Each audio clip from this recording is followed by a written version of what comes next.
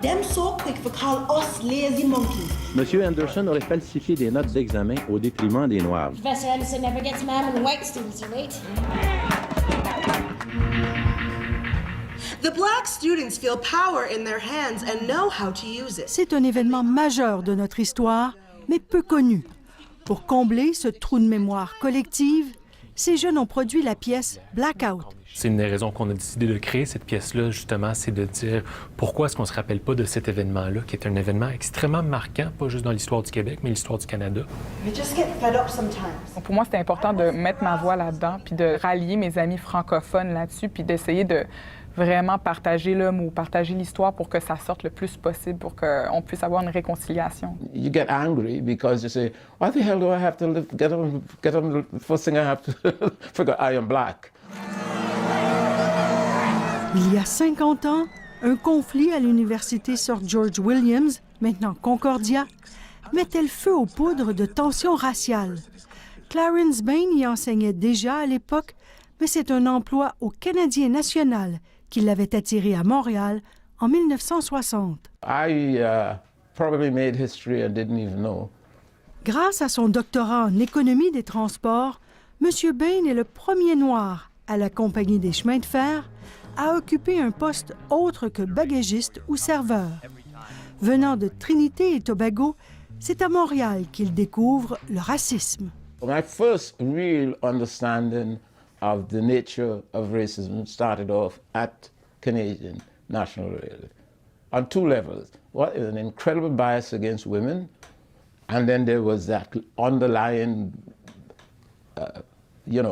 resistance to having blacks. Les événements tragiques de Sir George Williams ont été provoqués par des difficultés, c'est-à-dire des problèmes d'ordre racial qui remontent à 1 an environ. 1 an, c'est le temps qu'a pris l'université pour répondre, ou plutôt ne pas répondre, aux plaintes de racisme portées par 6 étudiants noirs contre un professeur de biologie. Il n'y a personne qui est retourné pour dire « On a entendu votre plainte, malheureusement, vous n'avez pas assez de preuves. » Il n'y a pas eu de retour. C'est juste par hasard qu'ils ont appris que, de 1, leur plainte a été rejetée et que, de 2, le professeur avait reçu une promotion.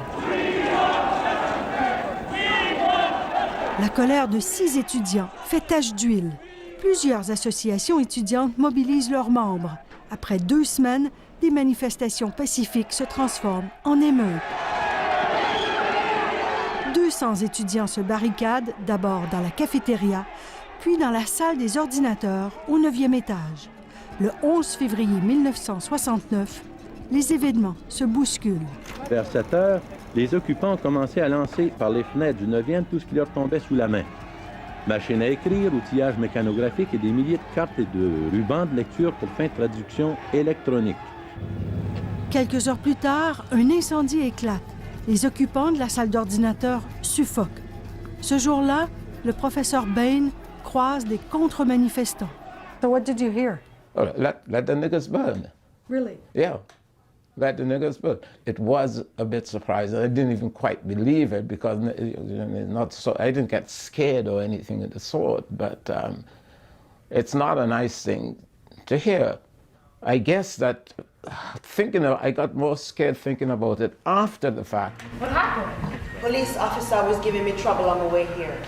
Made it have to show him a visa. La pièce de théâtre Blackout se concentre sur cette souffrance encore actuelle. C'est le genre de traumatisme qu'il faut déterrer pour pouvoir avancer puis aller de l'avant. Pourquoi c'est un traumatisme? Ça se transmet dans le corps. C'est des choses qui restent ancrées dans la communauté noire. 50 ans, c'est une personne qui marche dans la rue. T'sais, on criait « Let the N-word burn », « Laissez-les brûler ». Ça, c'est quelqu'un que je pourrais croiser dans la rue. En plein moment de création, on tombe sur Slav. Ça aussi, on a entré ça dans la pièce parce que pour eux, ils se disent « Oui, il y a des choses qui ont changé, mais… » Tu sais, quand Guy Nantel dit « J'ose espérer que nous n'allons pas nous plier devant les doléances des nono-parano qui voient du racisme partout dans notre société », c'est très semblable à ce qu'on disait aux étudiants il y a 50 ans. Les policiers passent à l'attaque. Les assiégés mettent le feu aux barricades et en 2 minutes, c'est la panique. Une centaine d'étudiants sont arrêtés et accusés d'avoir mis le feu aux ordinateurs, ce qu'ils ont toujours nié, accusant plutôt les policiers. Les dommages sont évalués à 2 millions de dollars. Certains des insurgés risquent la prison à vie. the Computer Center riot has gained an almost mythical stature as a turning point for race relations in Canada. It was a marker. It highlighted that it was possible to push the boundaries. Les étudiants de l'Université Sir George Williams ont écrit une page d'histoire en révélant l'ampleur d'un racisme latent. Après les émeutes de 69, il n'était plus possible d'ignorer la discrimination systémique subie par les Noirs au Canada. It's obvious that the country has changed. When I first came here, there were only 3 persons at university. Now there are hundreds and hundreds and hundreds of black people in university. The schools have opened up enough. We no longer have, let's say, 9 blacks in 10 failing out. Il y a maintenant des Noirs partout, dit le professeur, qui est toujours en poste à l'Université Concordia. Mais ils sont encore largement sous-représentés dans les emplois supérieurs et d'autorité. Les préjugés persistent et font encore mal. C'est vraiment une pièce de guérison. De quoi on doit guérir? Je pense qu'on doit guérir de notre censure. On doit guérir de notre crainte de l'autre. On doit guérir d'idées préfaites, préconçues. Puis pour en guérir, il faut en parler.